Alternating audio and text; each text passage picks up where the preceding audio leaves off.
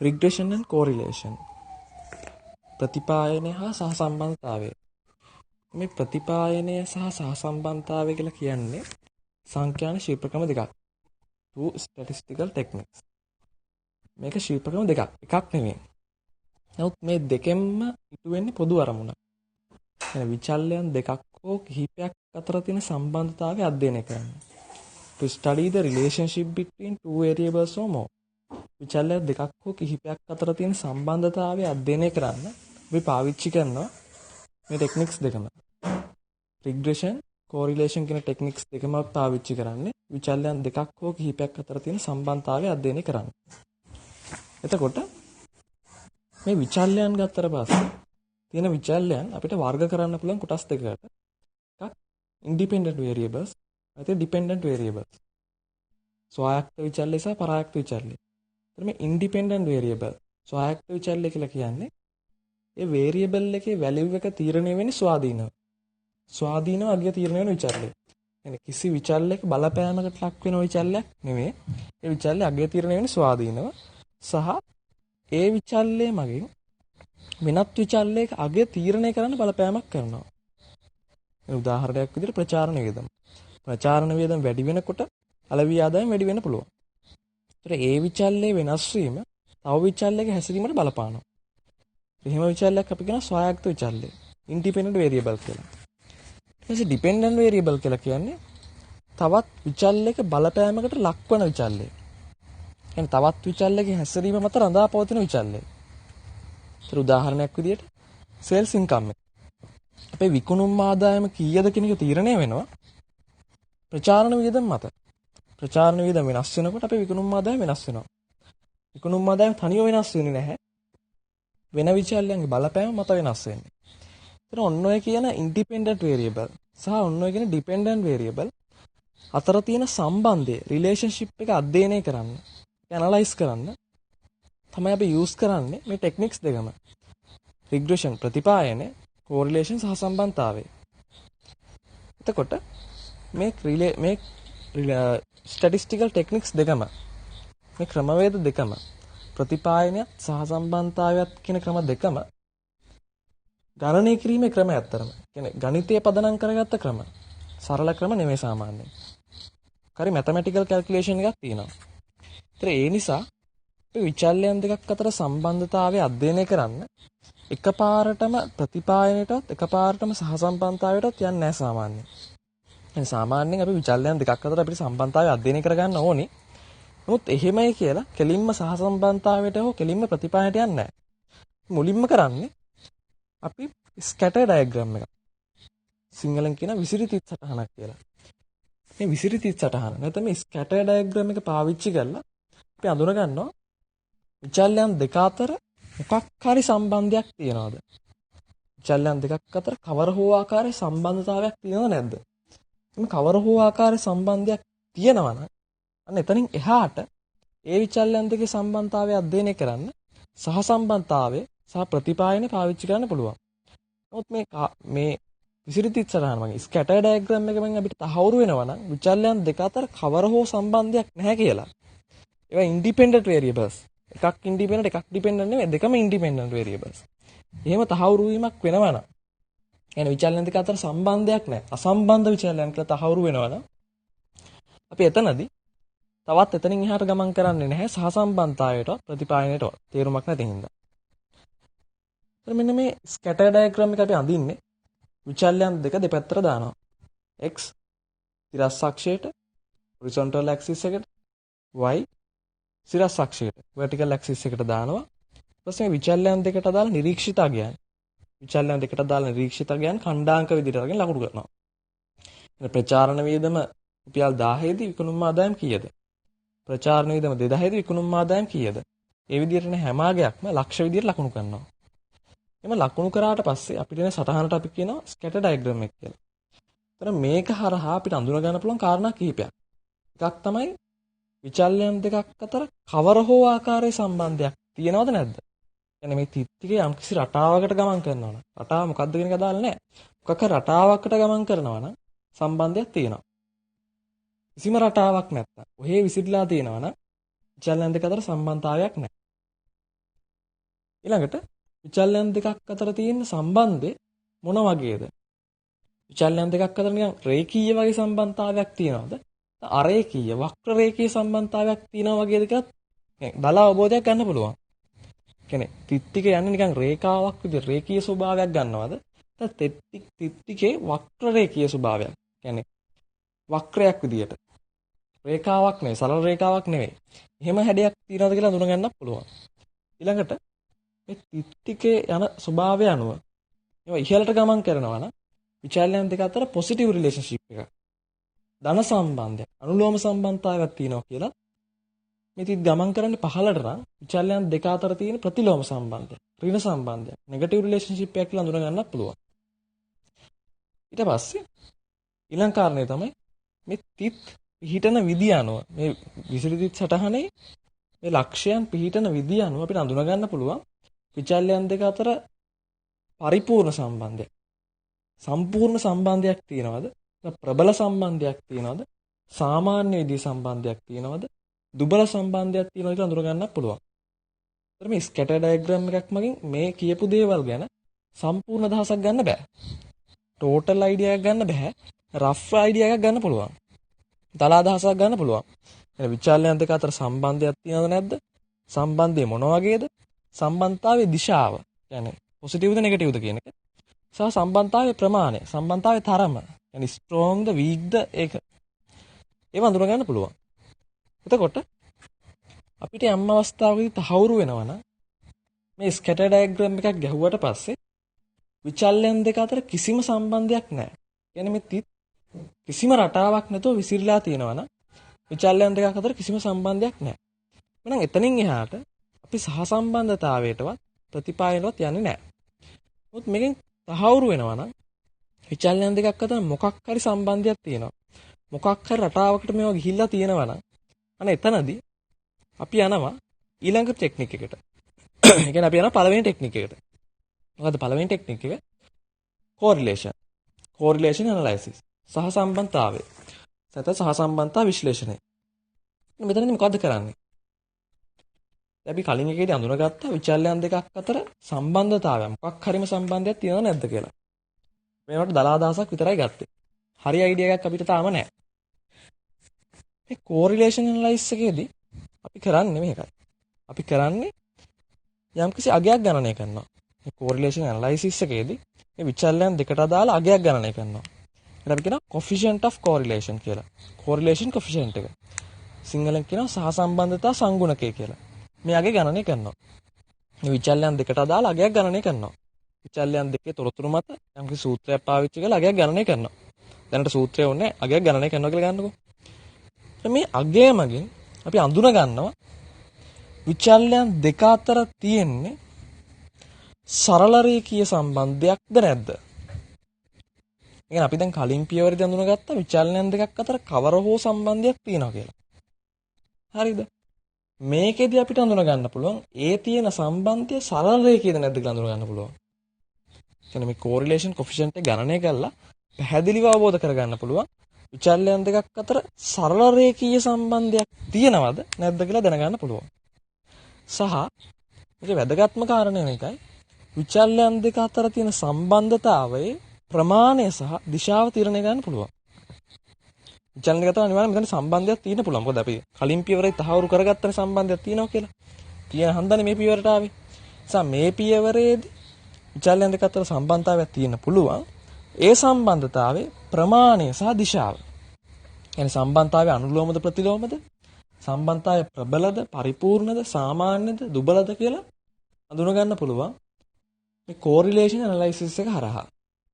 මේ correlation analysis එකේදී අපි ගණනය කරන වගයක්. ඒ අගේ ගණනය කළා තමයි අපි තීරණය කරන්නේ ඔය කියපු කාරණා ටික. රේඛීය සම්බන්ධයක් තියෙනවද නැද්ද? සම්බන්ධතාවයේ දිශාව සහ ප්‍රමාණය. මේ අගේ ගණනය කිරීම ගැන අපි පස්සේ කතා කරනවා. දැනට අපි බලමු. ඔය කියපු විදිහට අපිට මේ අගේ ගණනය කරලා අඳුන ගන්න පුළුවන් රේඛීය සම්බන්ධයක් තියෙනවද නැද්ද? දෙවෙනි කාරණේ සම්බන්ධතාවයේ දිශාව. සම්බන්ධතාවයේ දිශාව වෙන්න පුළුවන් විකල්ප මොනවද? විකල්ප තමයි ධන සම්බන්ධයක්, ඍණ සම්බන්ධයක්. අනුලෝම සම්බන්ධයක්, ප්‍රතිලෝම සම්බන්ධයක්.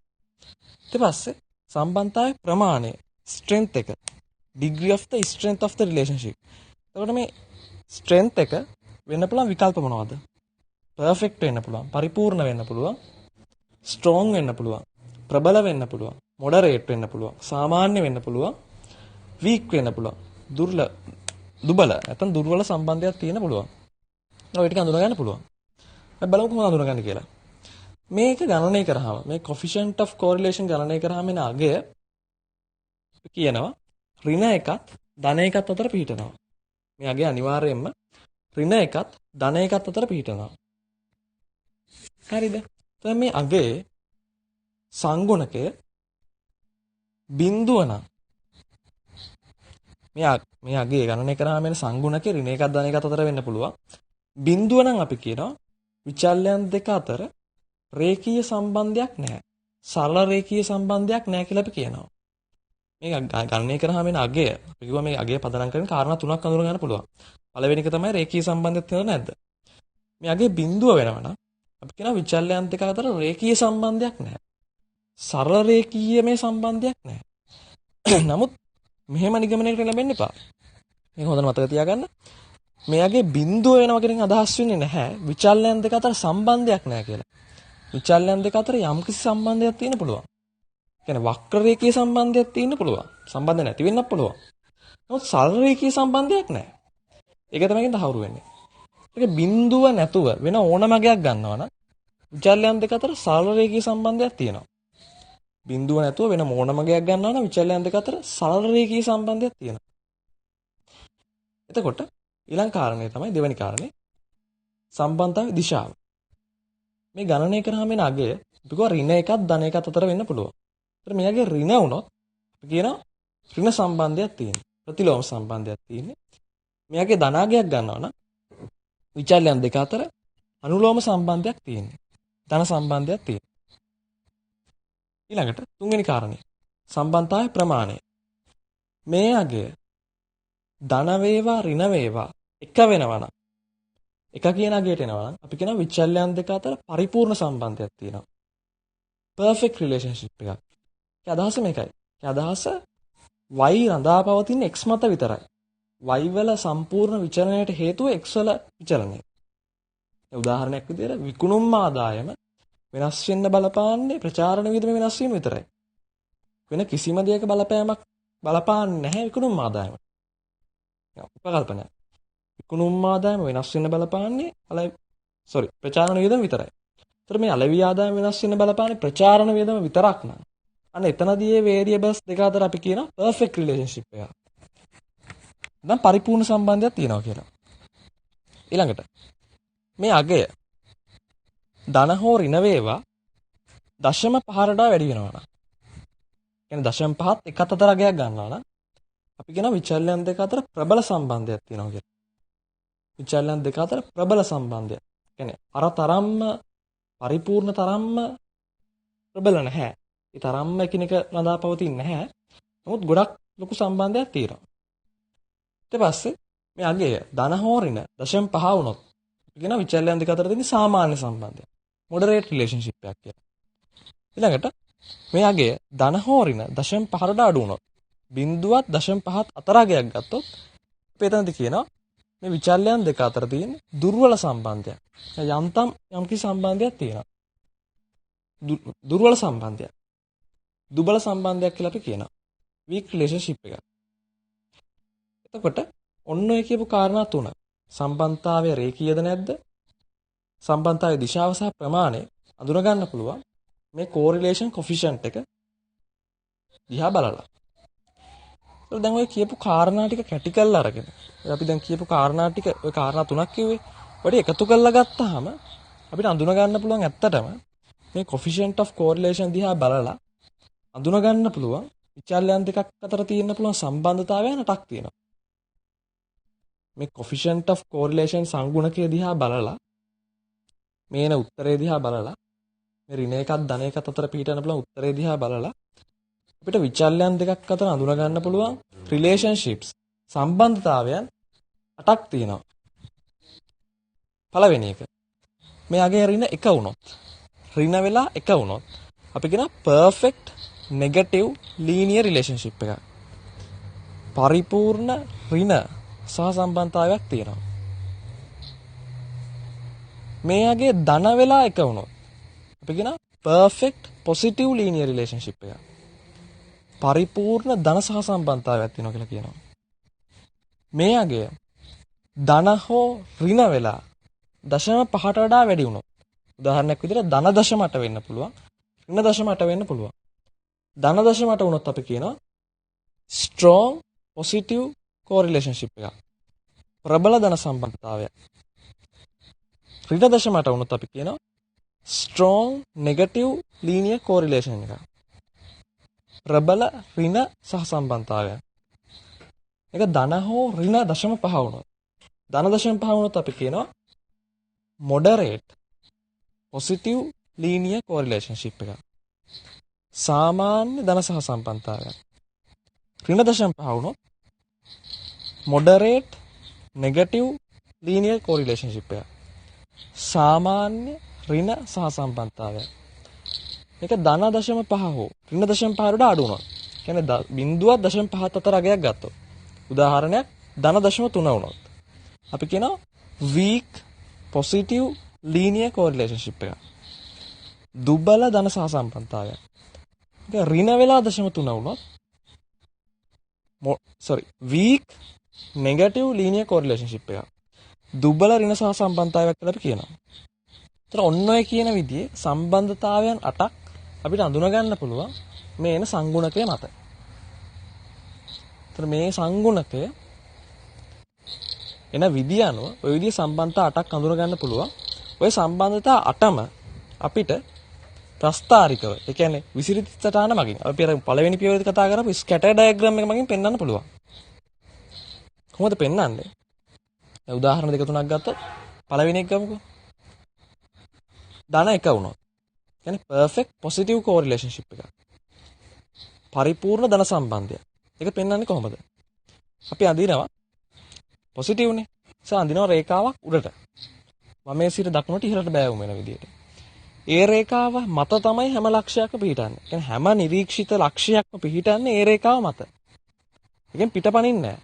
මොන අපි කියනවා පරිපූර්ණ ධන සම්බන්ධයක් කියලා. ඒතර අපි ගත්ත ප්‍රබල සම්බන්ධය කොහොමද අදින්නේ? අපි හිතමු ප්‍රබල ධන සම්බන්ධයක් තියෙනවා. ඒතර ඒත් රේඛාව උඩට අඳින්නේ ධන සම්බන්ධයක් නිසා. ප්‍රබල සම්බන්ධයකදී රේඛාව මතම සියලුම ලක්ෂ පිහිටන්නේ නැහැ.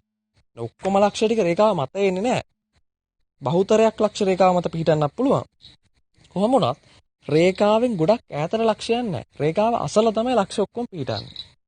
ලක්ෂ ඔක්කොම රේඛාව අසල පිහිටමින් ඉහළට ගමන් කරනවා. ඊළඟ අපි ගත්තොත් දුබල සම්බන්ධයක් ගැන. දුබල ඍණ සම්බන්ධය. සම්බන්ධය ඍණ නම් රේඛාව පහළට බෑවුම් වෙනවා. වමේ සිට දකුණට පහළට බෑවුම් වෙනවා. මේ බෑවුම් වෙන රේඛාව වටා තරමක් ඈත්ව. ටිකක් ඈත්ව තමයි ලක්ෂ පිහිටන්නේ. يعني දුබල කියලා කියන්නේ ඒකයි. සම්බන්ධය දුර්වලයි. නිසා ලක්ෂ ටික ඈත්ව රේඛාවෙන් ඈත්ව පහළට ගමන් කරනවා. එතකොට සාමාන්‍ය කියලා කියන්නේ ඔය ප්‍රබලත් නැති දුබලත් නැති විදියට සාමාන්‍ය දුරකින් ලක්ෂ පිහිටනවා නම් අපි කියන සාමාන්‍ය සම්බන්ධයක් කියලා. ඒ ධන වෙන්න පුළුවන් ඍණ වෙන්න පුළුවන්. ප්‍රබලත් නොවි දුබලත් නොවි දෙකටම කියන්න බැරි විදිහේ සාමාන්‍ය දුරකින් ලක්ෂ පිහිටනවා නම් රේඛාවෙන් සාමාන්‍ය දුරකින් පිහිටනවා අපි කියනවා සාමාන්‍ය සම්බන්ධයක් කියලා. ඊට පස්සේ ඔය තියෙන්නේ ඔය අපිට correlation coefficient එක භාවිතා කරලා අඳුන ගන්න පුළුවන් variables දෙකක් අතර තියෙන පුළුවන් relationships වල types 8ම ඔය විදිහට ප්‍රස්ථාරිකව scatter diagram එක පාවිච්චි කරලා පෙන්වන්න පුළුවන්.